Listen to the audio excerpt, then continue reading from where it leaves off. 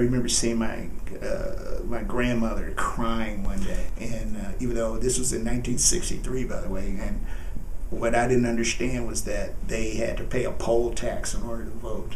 And so when she was in tears, and I asked one of the other adults in the community, why, I said my grandmother was crying when she said something about they were going to vote for something. And he said that, well, she didn't have the money to pay her poll tax.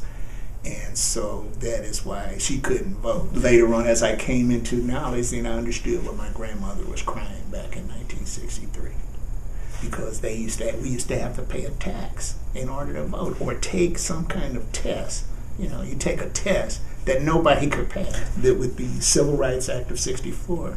It was, I think that was vindication for my grandmother and people like her who were denied the right to vote, either because they couldn't pass some kind of test that was totally biased, or because they did not have money to pay for a privilege that is the right of every American, the right to vote.